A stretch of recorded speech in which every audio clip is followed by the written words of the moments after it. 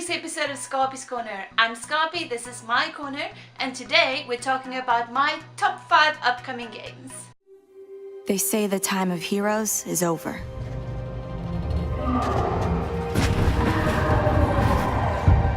Number 5 is the Avengers Project. This game looks amazing. We've only seen so little about it, but it looks so intriguing. It was first teased way back in January 2017 at E3, and we haven't heard anything about it since. The only thing we've heard about it is a tweet that was made by Marvel Games in February of 2018. They basically just said that they hired a bunch of new game developers, some super talented people. One of the game developers did come out and said that they want this game to be an awesome Avengers experience for all Marvel fans, and that we would be playing it for years to come. And that, when he said years to come, people obviously thought, okay, this is going to be some kind of online multiplayer game, which was kind of confirmed when they released the job listings that they had before they hired these new amazing game developers.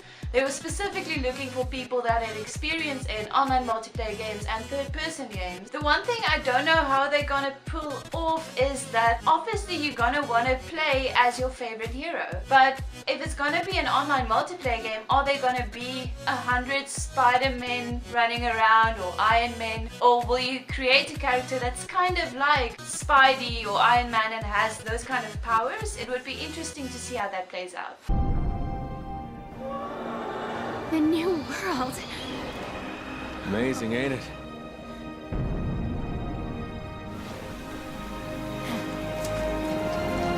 Now, unlike the previous game, we know a lot about Monster Hunter World because it has already been released in January of 2018. But it's still upcoming because it's upcoming for me, and I haven't played it, and Panda also. But it looks super pretty cool. Now, I haven't played any Monster Hunter game before, but I came across the trailer for this game earlier this year, and it might be superficial, but it's just the beautiful maps really made me want to play it. And the monsters look scary and awesome, and it just looked like it would be a ton of fun. Now, if you're like me and you haven't played this game before, some basic information. It is set in the prehistoric era. It's an action RPG. The game is super generous with its content. There's a vast ecosystem and elaborate weapon upgrade trees. It is multiplayer friendly. You can even story quest together up to 4 people. And like I said, the maps and the world experience is just absolutely beautiful, and from what I've seen before is that it really feels like you're in, I don't want to say Jurassic Park, but like a prehistoric world, and the world is alive and dangerous. Like, I saw some gameplay of people going on some kind of mission and it was interrupted because they came too close to the monster's territory and the monster engaged. I do think I would enjoy that style of combat, and plus it just looks so pretty. I want it.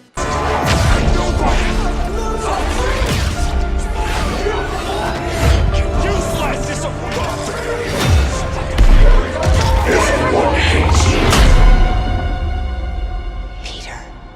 Peter, it's time to get up.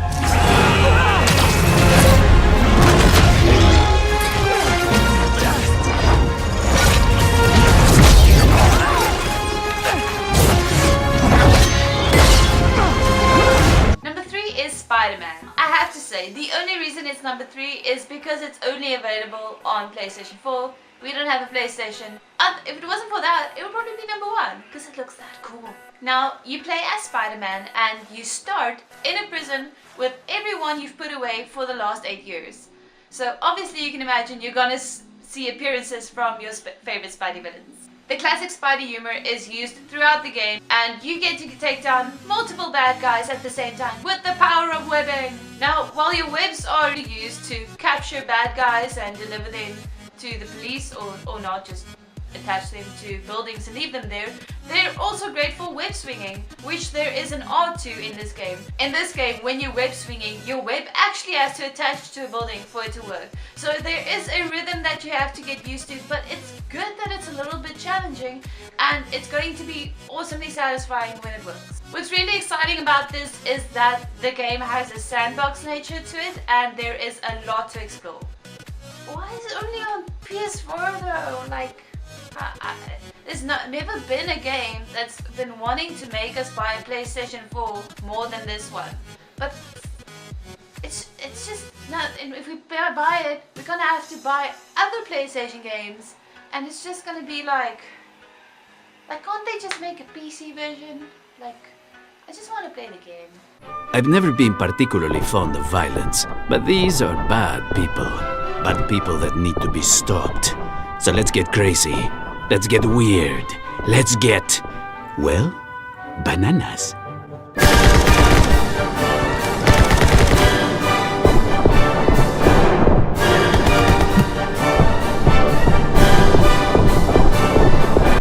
Number 2 is My Friend Pedro. Now, My Friend Pedro literally looks bananas.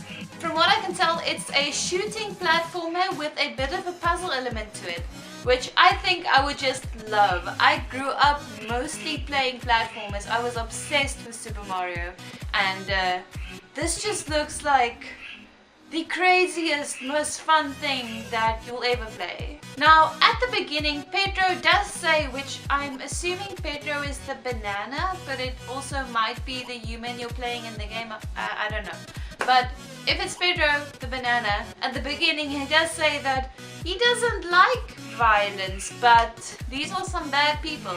So yeah, there is a good amount of gore in this game. Oh, the levels of this game just look so interesting. You start out with the kind of normal platformy vibe, and then you kind of go out in the city. Now you can still only move in 2 directions like a platformer, but it is just so interesting. There are so many different levels. There are skateboard riding levels and bike racing levels, or car driving levels, or where you're shooting people on your bike that are in cars and flipping over them as you're doing it. It just looks insane.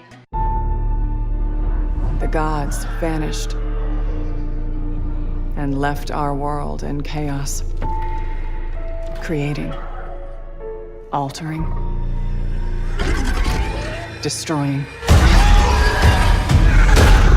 The Anthem is all that remains.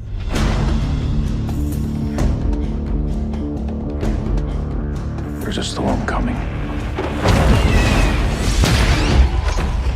These walls can't protect us forever. Number 1 is Anthem.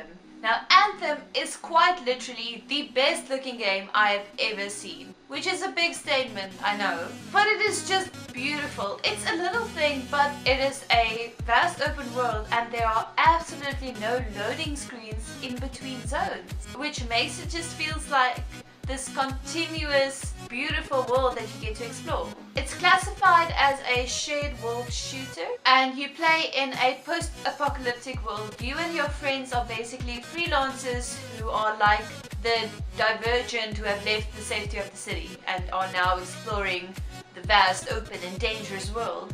But you're protected by these amazing suits that basically give you superhuman powers that they call javelins. And there are 4 different kinds of javelins that you get in the game, which are, all of them are heavily customizable. You obviously can get, as far as I can stand, you can get all 4, so you can either play with the Colossus, Ranger, Interceptor or Storm. So you can either play as like a tanky dude or more of a range guy. And as far as I know, you can get all of these javelins and customize them and just decide, okay, I think today I'm gonna play with my ranger. It seems like it's going to be a lot of fun. It's basically like you have a whole different range of Iron Man suits.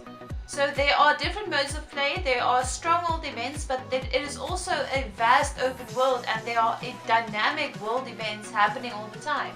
You can choose to engage in those world events, or say, I don't think we have the equipment or the manpower for this right now, let's leave it for another day. What's awesome to me is that players of all levels can play together, and just the way that your friends drop down in the game, like they can drop down to your location, and the way they drop down is in a 3-point landing, totally looking like superheroes. And I just think you gotta feel like a badass when you're playing this game. I don't feel like my description has done this game justice, but hopefully by my excitement you can tell that I'm really looking forward to it. It's being released on the 22nd of February 2019. So those are my picks for the top 5 upcoming games. I really hope you enjoyed the video. If you did, the links to our Facebook and Twitter and all our social media stuff in the description below. If you liked it, remember to put a like on the video and subscribe, and I'll see you on the flip side. It has been teased at E3 in January. In this game, when you're web swinging. This is my corner, and today we're talking about the top 5 games I'm most looking forward to playing. Yeah.